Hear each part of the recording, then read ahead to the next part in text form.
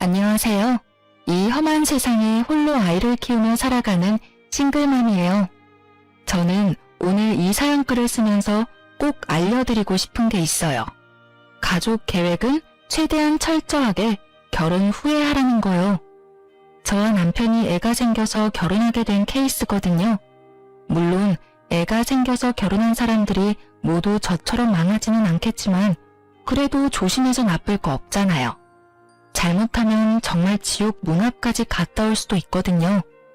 저와 남편은 20대 초반에 만나서 예상하지 못한 아이를 임신해서 결혼까지 하게 됐어요. 그때는 저도 어렸고 아이가 그렇게 쉽게 생길 줄 몰랐죠. 남편은 얼굴도 잘생겼고 옷도 잘 입는 사람이었어요. 당시에도 많은 여자들이 남편에게 찝적대고는 했어요. 애가 생겨서 결혼하게 됐을 때는 남편이 좋아하는 여자들에게 나쁜 소리도 많이 들었었죠. 그래도 남편은 책임을 지려고 했어요. 지금 생각해보면 그것은 책임이 아니라 소문이 이상하게 나는 게 싫었던 것 같았지만 그럼에도 제 아이를 책임져주는 건 너무 고마운 일이었어요. 그런 남편과는 다르게 시부모님은 저를 무척 싫어하셨어요. 아들 임신시켜서 앞길 막는 여자라며 처음에는 그 애가 내 아들 애인 거 확실하냐며 친자 검사까지 하자고 하셨거든요. 애가 태어나고 정말로 그렇게 했어요. 그렇게 하지 않으면 10년 아니 100년이 지나도 저를 부정한 여자로 만들고 제 아이를 혼외자처럼 만들 것 같았거든요. 검사를 하고서야 아이에 대한 공격은 멈추었지만 여전히 저를 향해서는 날선 공격을 퍼부었어요. 본인들 눈에는 차지도 않는 며느리, 그게 저였던 거예요. 더 좋은 여자를 만날 수도 있는데 너 때문에 만나지 못했다는 말을 수십 번도 더 들었으니까요. 며느리 취급 안 한다면서도 일이 생기면 불러서 일 시키고 돈 내야 할 거 있으면 돈도 달라고 윽박지르고 여하튼 그런 사람들이었어요. 저는 임신과 출산, 육아 때문에 학업도 꼬이고 취직도 꼬인 사람이었죠. 애가 3살이 될 무렵이 되어서야 제게 시간이 주어졌죠. 아이 때문에 열심히 살아가려 했었지만 이상하게도 버는 돈보다 나가는 돈이 더 많았어요. 남편은 나이가 들어도 아이가 생기고 가정이 생겨도 포기하지 못하는 것이 2가지 있었거든요. 바로 외모를 가꾸는 것과 명품에 대한 사랑이요. 솔직하게 말해서 우리가 돈을 못 버는 건 아니었어요. 남편은 좋은 직장은 아니지만 그래도 꼬박꼬박 월급이 나오고 있었고 저도 직장에서 일을 하면서 월급을 받고 일했어요. 살뜰하게 살면 그래도 조금은 저축할 수 있는 만큼은 벌었어요. 그런데 남편의 사치가 저희를 점점 올가매는 거예요. 빚을 지면 안 된다는 일념으로 투자까지 뛰는데도 감당이 안 될 정도로 빚이 늘어서 결국에는 집을 팔고 허름하고 낡은 집으로 이사하게 되었어요. 그리고 결혼 5년 차에 남편은 새로운 취미가 생겼어요. 바로 캠핑이었죠. 한창 캠핑 붐이 일어날 때였는데 하루가 멀다 하고 비싼 캠핑 장비를 사들이더라고요. 혼자 즐길 거라면서 아기자기하고 예쁜 소품도 사들이는 걸 보고 저는 저와 아이를 위해 사는 건가 싶었어요.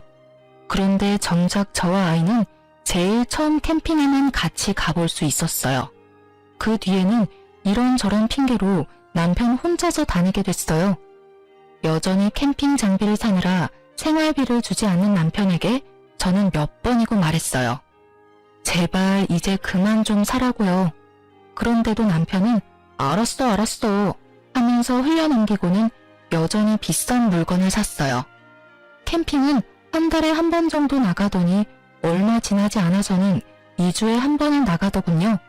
그리고 그 뒤에는 매주 주말에 캠핑을 하러 갔어요. 사실 이상하다는 생각은 안 했어요.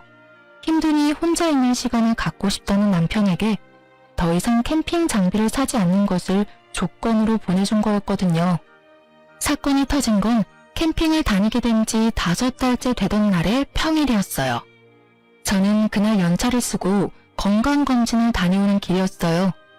아이 보느라 건강검진을 못하고 있다가 부랴부랴 하게 돼서 급히 연차를 쓰는 바람에 남편에게도 알리지 못한 연차였어요. 아무것도 안 먹고 검진을 하고 나오는데 배가 너무 고프더군요. 시간을 보니 점심시간이 다 되어가고 있었고 남편 회사가 근처에 있었으니 오랜만에 남편과 밥이라도 같이 먹을까 싶어 남편에게 전화했어요. 그런데 전화를 받은 남편이 밥 먹을 시간 없다며 전화를 뚝 끊더군요. 바쁜가 보다 싶어서 남편 회사 앞에서 발길을 옮기는데 남편 회사 동료와 마주치게 됐어요. 그분도 밥 먹으러 나오는 길이었던 것 같더라고요. 제가 인사를 하니 그 사람도 인사를 해오며 이상하다는 듯 말하더군요. 여기는 어쩐 일이세요? 오늘 그 친구랑 같이 캠핑 가시기로 했다면서 여행 취소됐나요? 그 말에 너무 당황했어요. 저는 아무렇지도 않은 척을 필사적으로 하며 물었죠. 아, 남편이 캠핑 간다고 하던가요? 연차는 내일까지일까요? 아니요, 하루만 썼던데요. 평일날 그렇게 오래 못 간다고 가까운 데 간다더니 결국은 못 갔나 보네요. 그러게요. 이런 날도 있네요. 그런데 남편이 캠핑 가는 이야기 많이 하나 봐요. 네, 매번 와이프랑 갔다고 자랑해서 저희 와이프가 좀 보고 배우라면서 난리도 아니에요. 저는 그 이야기를 들으며 남편이 바람이 났다는 걸 직감했어요. 모를 수가 없죠.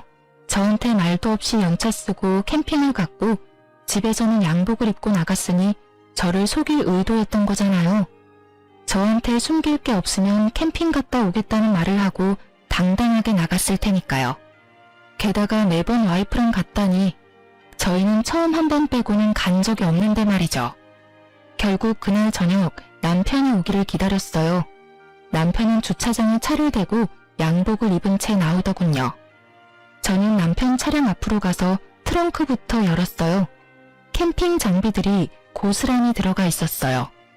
저는 남편의 뭐 하냐는 말은 무시한 채 캠핑 장비들을 하나하나씩 다 열어봤어요. 그리고 마침내 발견했죠. 여자들의 화장품 파우치를요. 5달 동안 몰래 만나다 보니 안 걸릴 거라 생각했는지 아니면 귀찮아서 그냥 가져갈 생각이 없었는지 그게 그 자리에 떡하니 있더군요. 제가 그걸 들며 남편에게 말했어요. 이거 뭐야? 어떤 년이랑 바람이 나서 평일에 연차까지 쓰고 만나. 남편이 잠시 당황하더니 눈알을 굴리더군요. 이번에 친구 부부가 왔었는데 친구 부부네 와이프가 쓰던 거야. 여기에 들어가 있을 줄 몰랐네. 거짓말 그만해. 친구 부부랑 캠핑을 갈 거면 캠핑 간다고 말하면 되지. 나한테는 일하러 가는 것처럼 양복 입고 가놓고 연차 쓰고 캠핑을 가? 그리고 돌아올 때도 봐. 당신 양복으로 갈아입고 나왔네? 나 속이려고 그런 거 모를 줄 알아? 내가 바보야? 등신이야? 언제부터 만났어? 어떤 년이냐고. 진정해. 여기서 이럴 게 아니라 들어가서 이야기하자. 여기서 끝내고 가. 집에 들어가서 애인은 앞에서 너희 아버지 바람났다 하고 이야기하면 애가 좋아서 박수치겠다. 그치? 애한테 무슨 상처 주려고 집안에서 이야기하지? 정신이 나갔지? 여자랑 바람나니까 애도 와이프도 눈에 뵈지도 않지? 그런 거 아니야. 진정 좀 하라니까. 내가 바람핀 증거가 없잖아. 증거가 왜 없어? 너 캠핑 갈 때마다 와이프 데리고 간다고 했다면서. 내가 너하고 캠핑 딱 한 번 해봤어, 이 나쁜 새끼야. 그 비싼 캠핑 장비 여자 만나려고 샀어? 누구는 생활비 쪼들려서 투잡 뛰는데 누구는 생활비 아껴서 여자 만날 때 쓸 장비 사고 있고 내가 속이 터지겠어 안 터지겠어? 한바탕 속에 있는 말을 다 토해내고 나니 남편 놈은 얼굴을 굳히고 당분간 따로 있자고 하더군요. 그러면서 자기는 시댁으로 가겠다고 하더라고요. 저는 지금 가면 용서 못한다고 말했어요. 그랬더니 마음대로 하라며 시댁으로 가버리더군요. 그런데 시댁에서 남편이 시댁으로 들어오니 놀란 것 같더라고요. 저한테 전화와서 하늘 같은 남편을 왜 쫓아냈냐고 난리를 피웠어요. 너 눈에 뵈는 게 없어? 누가 하늘 같은 남편을 시댁으로 쫓아내? 네가 이럴 자격이나 있니? 애 하나 가진 걸로 우리 집에 들어와 눌러붙은 너한테 우리 아들 함부로 대할 자격 없어. 어디서 저런 모자란 게 들어와서 아이고, 내 팔자야. 저도 이번만은 참을 수 없었죠. 네, 그 하늘 같은 남편이 다른 년이랑 바람을 5달 동안 피우고 오늘 저한테 거짓말 하다가 들켰거든요. 평일날 일까지 쉬어가며 여자 만나다가 걸리더니 시간을 좀 갖자니 먼저 시댁으로 간 게 그 하늘 같은 남편이에요. 아무것도 모르시면서 왜 저한테 전화해서 이 난리예요? 이 집안은 바람 피워도 하늘 같은 남편이면 다 용서가 되나 보죠? 뭐? 야, 우리 아들 바람 핀 증거가 어디 있어? 그리고 너 같은 년이 옆에 있으니까 우리 아들이 바람을 필 만도 하지. 네가 뭐가 잘났어? 예쁘기를 해 돈이라도 잘 벌어. 집안도 별 볼 일 없고 눈치도 없는 게 어디서 큰 소리로 따박따박 말대꾸를 해? 네가 눈에 뵈는 게 없지? 결혼시켜주니 시댁이 우스워? 증거는 차고 넘쳐요. 캠핑 장비 안에 여자 물건이 가득하던데요. 어떤 년인지 잡히면 남편이랑 둘이 묶어서 불륜 남녀라고 온 마을에 소문내고 다니려고요. 제가 못생기고 돈도 없고 시댁도 별 볼 일 없고 눈치도 없어서 그런 식으로밖에 일 처리를 못하거든요. 꽥 소리 지른 저는 전화를 바로 끊어버렸어요. 그리고 남편이 없는 틈을 타 집에 있던 캠핑 장비들을 모두 중고 사이트에 올려서 팔아버렸어요. 구매한 지 얼마 안 된 것들인데다가 남편 새끼랑 상간녀가 얼마나 곱게 사용했는지 좋은 가격에 팔아제껴서 그나마 마음이 편했죠. 그리고 그 물건들을 다 팔고 나니 남편이 집에 돌아왔어요. 그리고는 캠핑 장비 사라진 걸 보고 화를 내더군요. 여기 있던 장비 다 어쨌어? 팔았다. 왜? 너 여태껏 우리 집에 생활비 안 줬어. 다 팔아도 그 생활비 반도 안 나오더라. 당신이 안 준 생활비라고 생각하면 안 아까울 거야. 어차피 있으면 여자나 만나러 다닐 때 쓸 장비 뭐하러 집에다 놔둬? 그게 다 얼만데 그렇게 후려쳐서 받았어. 아무리 화가 나도 이건 아니지. 뭐가 아닌데? 아닌 건 네가 저지른 불륜이지. 앞으로 캠핑 장비 사들이기만 해봐.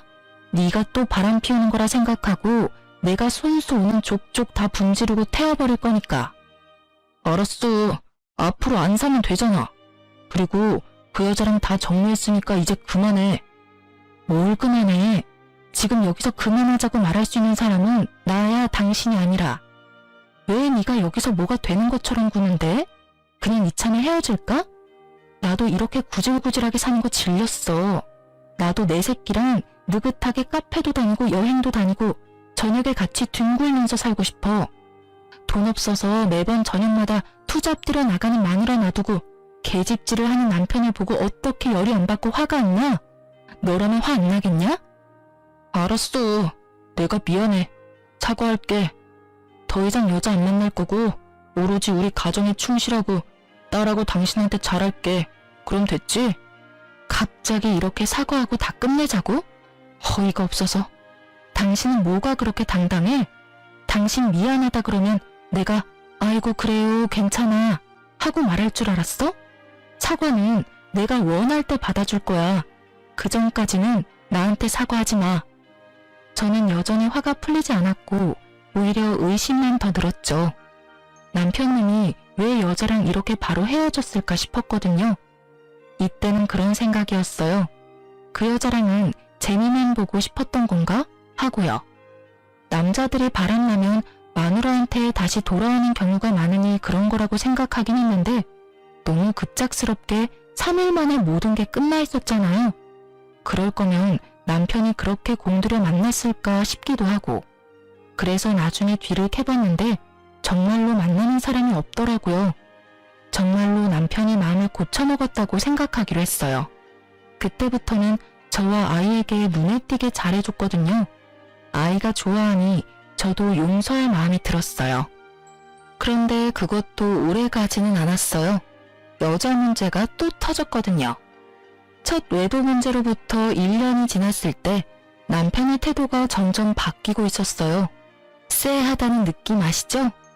뭔가 눈에 띄게 변한 건 아닌데 가끔씩 저와 아이를 방치하는 느낌이 들거나 냉정하게 끊어내는 느낌이 들었어요. 처음에는 그냥 직장에서 기분 나쁜 일이 있었나 보다 싶었는데 그게 아니더라고요. 점점 더 그게 심해지면서 이혼 직전에는 완전 남처럼 대했거든요. 무슨 일인지 물어보려고 운이라도 떼면 말도 섞고 싶지 않다는 표정으로 밖으로 나가버리니 대화를 할 수도 없었어요. 그리고 그 뒤로 몇 번의 대화를 시도한 끝에서야 남편이 왜 그러는지 알게 됐어요. 요새 왜 이렇게 날카롭게 굴어? 내가 뭐라도 알아야 신경을 쓰지. 애한테도 그렇게 차갑게 대하고 대체 무슨 일인데? 나한테 화난 거라도 있어? 이제 그만하자. 나 당신이랑 계속 만나고 싶은 마음 없어. 사랑하는 사람이 생겼거든. 이제부터는 그 사람한테만 집중하고 싶어. 뭐? 사랑? 당신 미쳤어? 당신 유부남이야. 애 딸린 유부남. 그런데 무슨 사랑이야? 그거 사랑 아니고 불륜이거든? 와, 대단하다, 대단해. 결국은 바람을 또 피우네? 바람 피우는 거 아니고 사랑. 나 당신이랑 이혼할 거야. 법대로 하자면 법대로 해. 나는 그 여자랑 결혼까지 할 거라서 솔직하게 말하면 한시라도 빨리 이혼하고 싶거든. 정말 네가 미쳤구나? 뭐? 결혼? 지금 결혼 상태인 네가 결혼? 내가 쉽게 이혼해줄 것 같아? 어떤 년인데 내가 얼굴이나 한번 보자. 도대체 어떤 년이길래 남의 남자를 꼬셔서 이혼까지 하도록 만들어? 남편이 저를 아래 위로 훑어보더니 짧게 한숨을 쉬며 저한테 소리 지르더군요. 그 꼴로 누구를 만나? 당신 거울 좀 보고 살아. 내 옆에 있을 때마다 내가 얼마나 부끄러운지 알기는 해? 얼굴이 못생겼으면 꾸미고 다니기라도 해야지. 완전 아줌마 꼴에 옷은 다 늘어져서 내가 여태껏 참고 산 것만도 대단하다는 생각 안 들어? 당신이 뭘 참고 살았는데? 나쁜 새끼야. 나도 너처럼 생활비 안 쓰고 화장품에 옷에 미용에 썼으면 이렇게 망가지지는 않았어. 내가 살림하느라 고생할 때 옆에서 얼굴 두드리며 치장만 열심히 하던 주제에 뭐? 참고 살았다고? 마누라가 돈 벌어서 인간답게 살 수 있게라도 해줬으면 고마워해야 하는 게 당연한 거 아니야? 가만 보니 진짜 쓰레기 아니야. 그래, 쓰레기 할게. 그러니까 이혼해줘. 최대한 빨리. 남편은 저와 부딪히는 걸 피하며 무조건 이혼하자고 달려들더군요. 그 길로 나가서 들어오지 않았어요. 아마 시댁에 들어가서 살던지 상간녀 집에서 같이 살던지 하겠죠. 분노로 정신이 나갈 것 같은 저는 일주일 연차를 신청했어요. 그리고 그 일주일 동안 남편 뒤를 졸졸 따라다녔어요. 이틀째가 돼서야 저는 상간녀를 보게 됐어요. 정말로 저와는 정반대의 여자였어요. 예쁘고 못생기고의 문제가 아니었죠. 몸에 걸치고 있는 모든 것들이 명품이나 명품에 준하는 브랜드였거든요. 온몸을 명품으로 휘감은 여자는 남편과 함께 유유자적하게 쇼핑을 하더라고요. 비싼 주얼리샵에서 무언가를 구매하고 나오더라고요. 그걸 보면서 진짜 살이 부들부들 떨리는 기분을 참아냈어요. 마누라한테는 기념일에도 선물 하나 안 사주더니 저런 여자한테 빠져서 돈은 잘만 쓰는구나 싶었거든요. 그렇게 남편의 뒤를 쫓는데 두 사람이 큰 주택 앞에서 내리더군요. 그리고는 한 차례 안아주더니 남편은 자기 차를 끌고 떠났고 상간녀는 그 주택으로 들어가는 것처럼 보이더니 그 현관 앞에서 잠시 서 있다가 남편이 내려간 길 반대편으로 내려가더군요. 이상하다는 생각에 상간녀의 뒤를 쫓았는데 생각지도 못하는 곳으로 향하더라고요. 저는 그걸 보고 아주 좋은 생각이 떠올랐어요. 바로 남편에게 빅엿을 먹일 생각이요.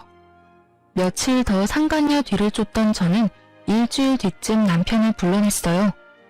긴 말 안 해. 이혼 다시 생각해. 나 정말로 마지막 기회 주는 거야. 다 정리하고 나랑 애 옆으로 돌아와. 그러면 용서는 해줄게. 언제가 될지는 모르겠지만 그래도 애 아빠잖아. 내가 왜 당신이랑 살아야 되는데? 당신보다 100배는 더 좋은 여자랑 결혼할 거니까 당신도 제발 그만하고 나 좀 보내줘. 이러면 당신만 곤란한 거 잘 알잖아. 나 말고 다른 사람도 만나봐야지. 언제까지 나한테 매달려 있을 건데? 결국은 당신 발로 무덤 파고 들어가겠다는 거네? 좋아. 나도 나 싫다는 남자 붙잡고 살 정도로 뻔뻔하고 멍청한 여자는 아니니까. 그럼 나도 내 조건 들어주면 바로 이혼해줄게. 애 친권, 양육권 나한테 주고 매달 양육비 보내. 그리고 지금 살고 있는 집도 나한테 줘. 어차피 돈도 얼마 안 되는데 그걸로 위자료 하면 되겠네. 그거면 돼? 고작 그거 받겠다고 여태까지 그 난리 친 거야? 미리 말했으면 내가 알아서 챙겨줬을 텐데 뭘 그렇게 바락바락 악을. 애는 당신이 데려가. 어차피 그 여자는 애 필요 없대. 그리고 집도 당신이 가져가. 지금 당장 이혼 서류 내 앞에서 작성하면 나도 지금 당장 명의 변경해줄게. 그럼 됐지? 정말로 큰 소리치며 남편이 인심 후한 사람처럼 말하더군요. 이 거래가 얼마나 중요한 건지도 모르고 말이죠. 저는 속으로 웃으며 미리 준비해뒀던 이혼 서류를 건넸어요. 그러자 남편이 씩 웃더군요. 다 자기가 그린 대로 일이 흘러간다고 생각하고 지은 웃음이었겠지만 저는 알고 있었어요. 저 웃음이 오래가지 못할 거라는 걸요. 그렇게 저는 집을 받았고 아이를 데려올 수 있게 됐어요. 명의 이전해주고 남편은 시댁으로 갔고요. 제가 남편에게 기분이 안 좋으니 이혼 결정될 때까지 떨어져 지내자고 했고 남편이 흔쾌히 나가준 거였죠. 그렇게 남편이 시댁에 돌아간 지 며칠 만에 시댁에서 전화가 왔어요. 잠깐 시댁에 오라고 하더군요. 무슨 일인가 싶어서 갔더니 시댁에서 봉투를 하나 건넸어요. 두둑한 걸 보니 돈이 꽤 많이 들어가 있었죠. 이게 뭐죠? 뭐겠어? 위자료야, 위자료. 이거 먹고 우리 아들한테서 더 이상 질척대지 말고 깔끔하게 떨어져. 그리고 어디 가서 우리 아들 전처라고 말하고 다니지도 말고. 어기면 정신적 피해 보상으로 위자료 3천만 원 요구할 거야. 요컨대 입막음 용값이었던 거죠. 참으로 대단한 분들이었어요. 아들을 위해 뭐든 다 할 수 있는 분들이죠. 잘못한 자식 새끼에 대한 사랑을 이런 방식으로만 할 수 있는 사람들을 보니 머리가 어지랬죠. 하지만 저는 그걸 거부할 이유가 없었어요. 제가 그걸 집어들자 시모가 종이를 한 장 들이밀더군요. 각서다. 우리 아들 봐도 아는 척 하지 말고 애가 우리 아들 애라고 찾아오지도 말고 어디 가서 우리 아들 전처라고 말하지 말라는 내용이야. 알아들었으면 각서에 지장 찍어. 저는 그것을 읽고는 한마디를 꺼냈어요. 죄송한데 여기 몇 가지 더 추가해도 될까요? 내용 듣고 결정하마. 이혼하고 나면 번복은 할 수 없다. 이 항목이랑 양육비는 꼭 줘야 한다. 아이에게 접근하지 않는다. 이 세 가지도 넣어주세요. 뭐든 꼼꼼하게 하는 편이 좋은 법이죠. 어차피 애는 필요 없다면서요? 그러면 이렇게 써야 하고 양육비는 이혼해서 제가 친권과 양육권을 가져간 이상 지불해야 하는 거니까 어쩔 수 없어요. 안 줄 때를 저도 대비해야 하니까요. 시모가 잠시 생각하더니 별로 해가 될 게 없는 내용이다 싶었는지 알겠다며 도장을 찍더군요. 그걸 보고 저도 지장을 찍었어요. 이제야 속이 시원하네. 여태껏 며느리라고 하나 있는 게 아주 모자라서 속을 썩이더니 마지막에는 그래도 기분 좋은 일 하나 해줬구나. 너는 우리 집이랑 안 맞았던 거야. 너한테 잘 맞는 남자가 어디 있을지도 모르니 잘 살펴보며 지내라. 하긴 우리 아들보다 더 대단한 남자는 못 만나겠지만 말이다. 네가 무슨 수로 우리 아들 같은 남자를 만나겠니? 그러게요. 저도 속이 다 시원하네요. 어디서 복덩이 같은 여자가 굴러와서 여자나 밝히는 새끼 뒤치다거리 해준다고 하더니 2천만 원은 제가 여태껏 이 집에서 받은 정신적 피해에 대한 보상이라고 생각할게요. 그러니까 저도 고맙다는 말은 안 할 거고 어르신들도 생색내지 마세요. 그 돈만큼 사람 괴롭힌 거는 맞는 말이잖아요. 저도 이제야 이 집안에서 벗어날 수 있어서 정말 다행이라고 생각해요. 앞으로 여자가 얼마나 대단하고 좋은 며느리일지는 모르겠지만 두 분 마음에 아주 쏙 들기를 바랄게요. 저 같은 여자보다는 명품으로 온 몸을 휘감고 다니는 여자가 이 집 사람들하고 딱 맞는 것처럼 보이니까요. 제 말에 시부모님 얼굴이 빨갛게 달아올라 터지기 일보 직전이었어요. 새파랗게 어린 여자한테 모욕적인 언사를 들으니 화가 났던 거겠지만 저야말로 이 모욕을 던질 수 있는 유일한 사람이기도 했죠. 그간 얻어먹은 욕이 얼만데 2천만 원으로 퉁을 치려 하다니 완전 도둑놈 신보잖아요. 어쨌든 두 사람에게 한바탕 쏘아주고 밖으로 나오면서 제가 남편에게 말했죠. 각서에 나온 대로 잘 지켜달라고요. 그랬더니 남편님은 걱정하지 말라며 너나 잘 지키라고 하고 각자 헤어졌어요. 그리고 저는 이혼이 될 때까지 정말 조심스럽게 기다렸어요. 두 사람이 깨지면 제 계획도 깨지니까요. 상간녀와 남편님이 깨쏟으며 알콩달콩 미래 이야기를 하고 있어야 제가 줄 비곁이 두 사람에게 큰 타격을 줄 거거든요. 그리고 법적으로 모든 게 정리되자마자 남편부터 불러냈어요. 커피숍에 들어서는데 남편이 앉아있는 게 보이더군요.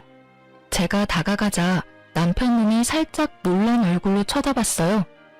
남편놈이 마음고생을 시키지 않으니 저절로 시간이 넉넉해져서 잠도 잘 자고 꾸밀 시간도 돈도 생겼거든요. 그래서 열심히 찍어 바르고 미용하고 예쁜 옷 사입었더니 저도 아줌마 때는 좀 벗겨진 모양이었죠. 많이 바뀌었네? 그거 보여주려고 나오라고 한 거야? 당신이 아무리 찍어 바르고 꾸며도 나는 당신한테 안 돌아가. 뭐래? 정신 나갔어? 당신이랑 나랑은 남보다 못한 사이야. 너 좋으라고 꾸민 거 아니거든? 착각도 적당껏 좀 해. 그럼 왜 보자고 했는데? 각서에 나한테 연락하지 말라고 적혀 있었잖아. 급한 일 아니면 간다? 급한 일이기는 해. 하긴 나보다는 당신한테 급한 일이긴 한데 필요 없으면 그냥 갈게. 나도 필요 없다는 사람한테 굳이 이야기하고 싶지도 않고. 제가 일어서는 신용을 하자 전 남편이 저를 급히 잡더군요. 무슨 일인데 그런 말을 해? 말해봐. 급한 일이란 게 뭔데? 내가 이런 말하면 또 당신한테 미련 못 버리고 질투하는 것처럼 보일까봐 여태까지 말 안 하고 있었거든. 근데 우리 이제는 진짜 남이고 나도 당신한테 아무런 미련도 없어. 솔직히 이런 이야기 한다고 나한테 득될 것도 실될 것도 없는데 그래도 당신이 내 아이 아빠라서 도와주려는 거야. 무슨 말을 하려고 이렇게 서론이 길어? 나 당신이 이혼해달라고 했을 때 당신이랑 그냥 미행한 적 있었거든? 근데 엄청 큰 주택에서 당신이 내려주고 항상 당신이 먼저 자리 떴지? 근데 그녀는 당신이 가고서도 그 문 앞에서 10분을 서 있더라고. 그리고 집에 왜 안 들어가나 싶었는데 거기서 나와서 다른 곳으로 향하던데? 그 주택가에서 좀 많이 떨어진 원룸촌으로 들어가는 걸 봤어. 약속이 있었나 싶었는데 그 뒤에도 쭉 그 여자는 그 주택에서 내려줘도 매번 똑같은 원룸 빌라로 가더라고. 출퇴근도 거기서 하던데 혹시 다른 남자라도 있는 거 아니야? 잘 알아보고 결혼하는 거 맞지? 제 말을 듣는 동안 전 남편 얼굴이 시시각각 변하더군요. 이게 끝이야.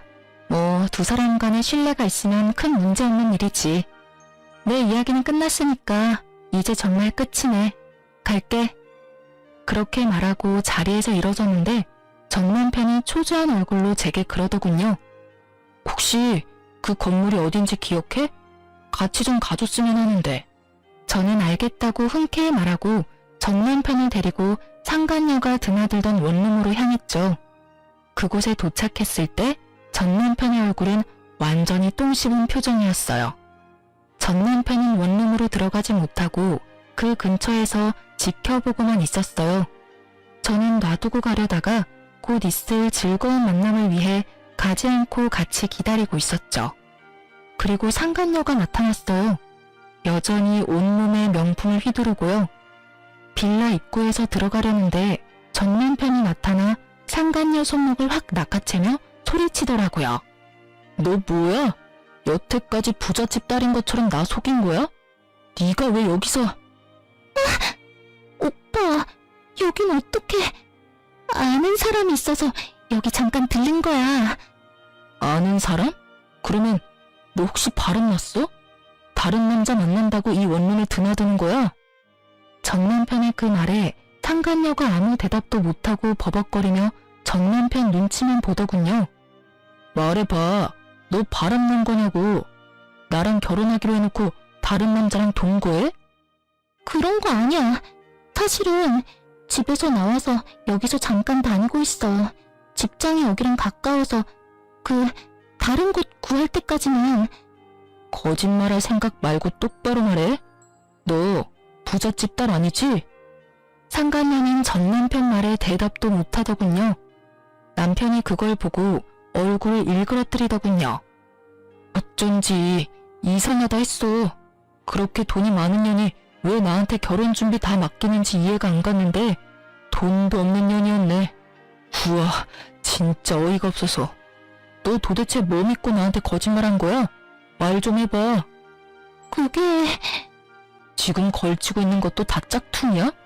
너 설마 나하고 결혼하려고 그런 거 모으고 다닌 거였어? 그럼 너 직장도 거짓말했어. 너 대기업 다닌다며. 미안. 오빠, 나도 일이 이렇게 될 줄은 몰랐어. 이걸 보니 제 짐작이 맞았더라고요. 전 남편은 상간녀가 돈 많은 여자라고 생각했나 보더라고요. 그래서 돈 많은 여자와 결혼하기 위해 저랑 이혼하자고 당당하게 말했던 거고요. 그리고 그럴 거라고 생각하고 저한테 그 다 허물어져가는 집 명의에 애 친권, 양육권까지 싸그리 다 줘버린 거예요. 자기 무덤 파는 줄 모르고 말이죠. 삽질도 그런 삽질이 없었죠.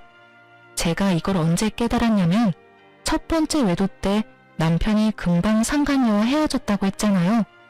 그때 남편이 왜 이렇게 쉽게 끊었나 생각했는데 알고 보니 첫 번째 외도 상대가 그리 잘 사는 집이 아니었던 것 같더라고요. 간보다가 아닌 것 같으니 헤어지자고 하고 저한테 다시 돌아온 거였죠. 제가 좋아서가 아니라 제가 벌어다 줄 돈으로 열심히 꾸미고 치장하려고요. 완전 나쁜 놈의 새끼가 따로 없어요. 마누라를 뭐라고 생각하는 건지. 두 번째 외도에서는 온몸을 명품으로 휘감은 여자를 만나서 옳다구나 싶어서 뺏기지 않으려고 열심히 작업하고 저한테 이혼 선언까지 한 거죠. 그것마저 잘못 생각한 거지만요. 그 명품들이 짝퉁일 거라고는 생각도 못했나 보죠. 하긴 마누라 돈으로 불륜하는 것부터가 참 바보 같은 놈이 하는 짓이긴 하잖아요.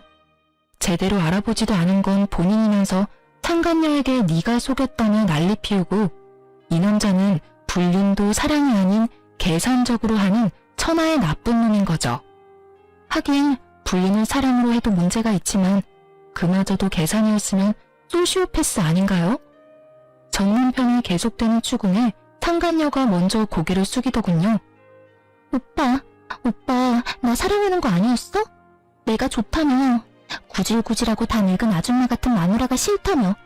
내가 오빠 옆에서 오빠 빛나게 해줄 사람이잖아. 지랄하네. 야, 돈도 없는 년한테 내가 무슨 관심을 가져. 부잣집 딸인 것처럼 거짓말해놓고 사랑한다고? 거짓말도 적당껏 좀이라 역겨워서 토 나올 것 같으니까. 전 남편의 발언에 상간녀 얼굴이 확 굳어버렸어요. 그 예쁜 얼굴이 바들바들 떨리더니 전 남편에게 한마디 하더군요. 그래서 지금 나 버리겠다고? 결혼 청첩장도 다 돌렸는데. 그래, 너 나 속이고도 결혼할 수 있을 줄 알았어? 꿈 깨라. 어디서 쥐뿔도 없는 년이. 야, 내가 쓴 돈 다 내놔. 결혼식 취소 비용 다 내놓으라고. 오빠 돈 많다며 그 정도도 처리 못해줘? 설마 오빠 돈 없어? 하긴 이상하긴 했어. 마누라가 워낙 없이 살았잖아. 여태까지 마누라한테 돈 벌게 시키고 그 돈 갈취해서 그 비싼 물건들 사들인 거야? 미친놈. 결혼 안 하는 게 천만다행이네. 너 같은 놈한테 잘못 걸렸으면 당신 전처처럼 이혼할 때까지 돈 갖다 바치느라 일하다 늙어 죽었을 테니까. 결국은 전 남편도 상간녀와 똑같았던 거죠. 두 사람 다 돈이 많은 척을 했고 두 사람 다 돈이 많은 사람을 찾은 거예요. 기생충처럼 빌붙어서 살고 싶어서. 뭐라고? 너 말 다 했어? 다 했다. 왜? 어쩔 건데? 어차피 다 들통나고 파혼까지 당한 마당에 내가 못할 건 뭐 있는데? 돈 많은 여자나 잡아가지고 팔자 펴려고 한 기생우라비 같은 새끼가 감히 누구한테 지랄이야? 여자한테 빌붙지 않으면 명품도 못 사는 남자 같은 거 내 쪽에서 거절이야. 재수가 없으려니까 어디서 저딴 놈이랑 엮여가지고 앞으로 연락하면 스토커로 신고할 테니까 우리 집 앞에서 당장 꺼져. 상간녀 성격이 보통 넘더라고요. 저는 두 사람이 싸우는 모습을 보며 끄끄거리며 웃음을 참고 있었고 낭패한 전 남편의 얼굴을 보고는 정말 배를 붙잡고 웃고 싶었죠. 그래도 남의 불행을 내 행복으로 삼고 싶지는 않아서 열심히 참아봤답니다. 그래도 웃음이 막아지지는 않았지만요. 상간녀가 자리를 뜨고 저도 슬그머니 자리를 뜨려는데 전 남편이 저를 붙잡더군요. 잠깐 기다려봐. 우리 이혼 없던 일로 하면 안 될까? 당신도 봤잖아. 저 여자 나를 돈으로밖에 생각하지 않았어. 게다가 아무것도 가진 것도 없으면서 사치만 엄청 해대는 여자고. 난 그냥 저 여자한테 당한 불쌍한 남자야. 당신이 그렇게 말하니까 소름 돋는다. 당신이 저 여자한테 하는 모든 말들이 당신한테 해당되는 일인 건 알고 있어? 당신도 나를 돈으로만 생각했잖아. 그리고 가진 것도 없으면서 사치만 해대고 있고. 그 여자한테 당한 게 아니라 그 여자 이용하려다가 역으로 당한 거겠지. 말하면서도 자괴감 같은 건 안 드나 봐? 엄청 뻔뻔하네. 당신이 그렇게 생각했다면 내가 정말 사과하고 앞으로는 절대 그렇게 살지 않을게. 돈도 착실히 벌어서 생활비도 주고 사치도 안 하고 명품도 사지 않을게. 그러면 다시 받아줄 수 있는 거 아니야? 애도 아직 어리고 이혼은 아이 정서에도 좋지 않기도 하고. 아이 정서를 생각하는 놈이 애는 필요 없으니까 나한테 알아서 하라고 했어? 정신 나간 놈 아냐? 당신이 하는 모든 말들이 거짓말로 들려서 결혼은 다시 못해줘. 그리고 이럴 줄 알았던 저는 가방에서 각서를 꺼내 전 남편 앞에 들이밀었어요. 각서. 지장 찍고 도장 찍은 거 맞지? 이혼 번복 안 된다고 미리 이야기했어. 약속은 잘 지키면 좋겠네. 애 핑계 대고 재결합 같은 거 꿈도 꾸지 마. 너 같은 놈이 아빠라는 것보다 애 정서에 안 좋은 일은 없어. 아무리 나쁜 놈이라도 아빠만 있으면 된다고 생각하는 거야? 나쁜 영향 끼칠 것 같으면 미리 손절하는 게 애 미래를 위한 일이라고 나는 생각하거든. 칼같이 끊는 제 말에 전 남편이 그 앞에서 황급히 무릎을 꿇더군요. 여보, 제발. 아니면 집만이라도 둘이서 나누면 안 될까? 아니면 부모님이 주신 돈이라도 돌려주면. 그건 이미 다 끝난 일이고 내 입단속 시키면서 젊고 돈 많은 여자랑 미래를 꿈꿀 때는 넙죽넙죽 잘만 주더니 결혼 하나 못하게 됐다고 줬던 걸 뺐니? 욕심도 많아. 당신이 준 집은 다른 사람한테 팔았으니까 더 이상 손 못 대.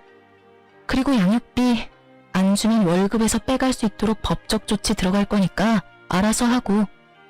전 남편이 뿌리치고 나가는데 뒤에서 소리치는 목소리가 들리더군요. 용서해달라는데 자기가 뭘 잘못했는지도 모르는 놈이 무슨 용서를 빌어요? 다 거짓부렁인 거 티가 나는데 말이죠. 용서? 돈 많은 여자 잡아서 호강할 줄 알고 다 쓰러져가는 집 선심 쓰듯이 던져줄 때는 미안하다는 생각은 하나도 없었으면서 시댁에서 한술 더 떠서 돈으로 깔끔하게 저와 아이라는 존재를 털어내려 할 때도 미안한 마음 눈꼽만큼도 없었던 놈이 말은 어찌나 청산유수인지 제가 용서할 리가 없잖아요. 억울해서 화병이라도 걸려서 골골대면 책임져 줄 것도 아니면서 용서를 빌기는 왜 비냐 이 말이죠. 결국 전 남편의 재혼은 영원히 물 건너 가버렸어요. 상간녀가 직접 전 남편 직장에도 소문을 다 낸 데다가 이번 일로 첫 번째 외도까지 들통나버렸죠. 그때 저와 대화했던 그 직장 동료가 회사의 이야기를 다 퍼뜨린 모양이더라고요. 저와 대화할 때 제 모습이 이상했다는 걸 알아챈 것 같더라고요. 솔직히 저야 그 직장에 안 다니는 외부자이니 굳이 신경 쓸 일 아니지만 당사자는 좀 다르잖아요? 자기 이미지가 완전히 박살나는 걸 두고 볼 수 없었는지 아니면 다른 여자들에게 격렬 어린 시선을 받는 게 힘들었는지 이유는 모르겠지만 퇴사를 했더군요. 그래도 열심히 돈 많은 여자 꼬셔보려고 돌아다니고 있는 모양이더라고요. 허세 가득한 SNS는 그대로였으니까요. 그렇지만 잘 될 리가 있나요? 집도 없이 시댁에 얹혀 사는, 외도를 이유로 이혼하고 외도 상대와도 파혼한 남자가 잘 되는 게 더 이상하죠. 그리고 그렇게 전 남편의 새로운 시작을 응원했던 시댁에서도 1년이 다 지나고 저에게 연락을 해왔어요. 애미냐? 긴 말 안 하겠다. 애 데리고 다시 돌아와라. 기회는 2번 안 준다. 그러니까 적당히 하고 다시 와. 무슨 소리 하시는 건지 모르겠네요. 뜬금없이 전화하셔서 애미라니. 죄송하지만 저희 이제 법적으로 남남이에요. 아니지, 남보다 더 못한 사이죠. 그런데 왜 제가 돌아가요? 그리고 사람을 우습게 보시는 모양인데 기회는 그쪽에서 주는 게 아니라 제가 줘야 하는 거죠. 저는 줄 생각도 없긴 하지만 기분은 무척 상하네요. 저는 아직도 어른께서 직접 작성해서 주신 각서 잘 간직하고 있으니까 그 각서대로 행해주셨으면 좋겠네요. 우리 아들이 저렇게 됐다 해도 너보다 잘난 건 사실이야. 그리고 넌 싱글맘으로 사는 게 얼마나 힘든지 모르지? 그거 아무나 못해. 너 같은 애가 할 수 있는 일이 아니니 얼른 이 집에 돌아와. 걱정 안 해주셔도 열심히 힘들어하고 있어요. 친정에서도 많이 도와주니까 괜찮고요. 저한테 신경 쓰지 말고 아드님한테나 신경 써주세요. 아참, 양육비는 밀리지 말고 꼬박꼬박 보내주라고 전해주세요. 각서 기억하시죠? 어기면 위자료 3천만 원이에요. 어차피 지장에 인감까지 찍었으니 어기지는 않겠지만 걱정은 좀 되네요. 전화와서 오라고 하는 거 보니 그 사람 발등에 불 떨어진 모양 같기도 하고. 어쨌든 저는 더 이상 엮일 생각 없으니까 알아서 좋은 며느리 만들어주세요. 예쁘지도 않고 돈도 없고 처가도 별 볼 일 없고 눈치까지 없는 며느리 뭐하러 다시 맞이하려 그래요? 집도 없고 여전히 어른이랑 같이 살면서 이혼과 파혼을 한 번씩 한 아들인데 그에 걸맞는 며느리 찾아주시면 되죠. 그럼 이만 전화 끊을게요. 다시 전화하지 마세요. 기분이 더러워져서 안 되겠네요. 그 말을 끝으로 전화를 끊어버렸어요. 아, 싸가지 없는 말을 하고 나니 얼마나 속이 시원하던지. 오해하지 마세요. 저는 예의범절을 잘 지키는 착한 어른이랍니다. 다만 제 심장에 비수박아서 비틀어짜는 사람들에게까지 예의범절 지켜줄 필요 없잖아요. 이렇게 저와 그쪽 집안과의 악연은 끝을 맺었어요. 정말 길고도 질긴 악연이었죠. 아이를 갖지 않았다면 이런 일도 겪지 않았겠지만 아이가 생기지 않았다면 이런 일도 견뎌낼 수 없었겠죠. 그 아이는 지금도 무럭무럭 잘 자라고 있어요. 언젠가 아이가 아빠에 대해 궁금해하면 차분하고 진지하고 교육적인 말로 이야기해주려고 미리 사연글을 쓰면서 정리해봤네요. 여전히 떠올리면 욕이 나올 것 같은 날들이었지만 마지막에 선사한 엿 덕분에 조금이나마 맺힌 돌덩이가 사라진 기분이에요. 그리고 글 읽는 분들께서도 조금은 시원한 기분 느끼셨으면 좋겠네요. 그럼 저는 이만 들어가 보겠습니다. 모두 행복한 하루 보내세요.